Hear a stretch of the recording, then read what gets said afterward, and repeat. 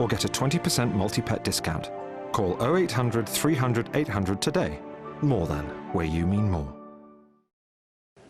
Very nice to see you again. It is Sky News Sunrise. It is a Thursday morning. We've got Chris Addison and Joyner here in the studio, and amongst the many things they do, they are the stars of Trying Again. If you're watching this one on Sky Living, 9 o'clock tonight, it's the last in the series, and it's about love trials and tribulations and all that sort of thing.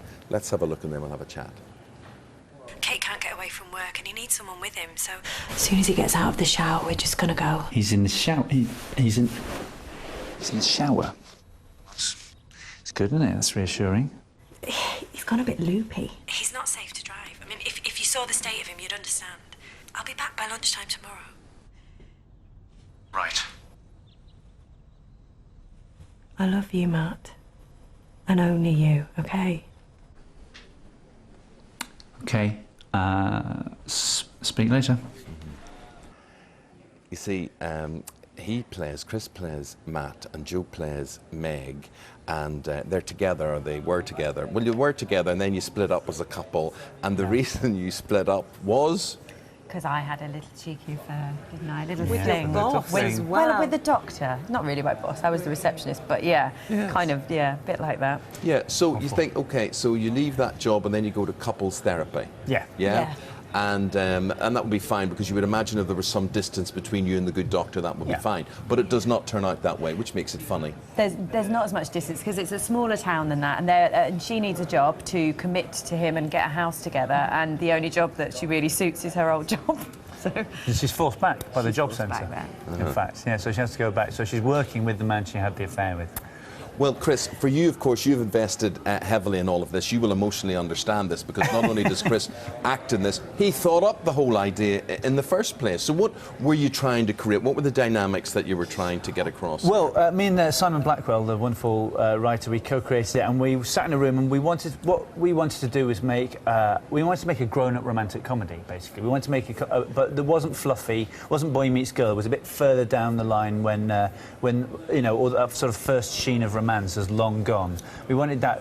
We wanted something we wanted it to feel like real life, but with proper good jokes. So it's sort of, you know, there's the velvet of a romantic comedy, but you can feel the kind of hard rock underneath it. I always find it interesting with books or with comedies or whatever it is, when a man writes something that involves a female perspective as well. Did you talk to your wife, your partner, your sisters about... We don't talk to guys. How do you portray a relationship that's sort of falling apart and coming back together when you're working with a chap? Well, it's all humans. Yeah. I think that's the answer. It's Essentially. all humans, and humans behave like humans, really. Yeah. And that's it. Yeah.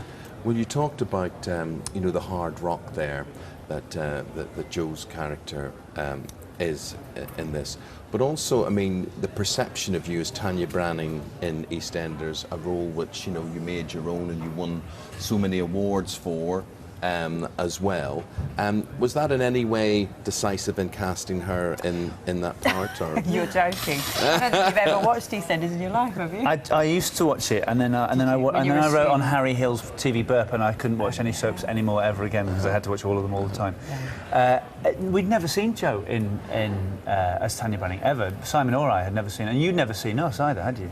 I'd seen you, obviously, on Mock the Week, I think, yeah. and then, but no, not essentially, no. It was very odd, because it was a proper first meeting. It was like a good old-fashioned casting, wasn't it, from scratch? Yeah, there you but go. it was amazing because and I've said this so many times, but we looked long and hard to find Meg, and really began to feel like there wasn't a possible way of making this character work, and then Joe came in, and everything was all right.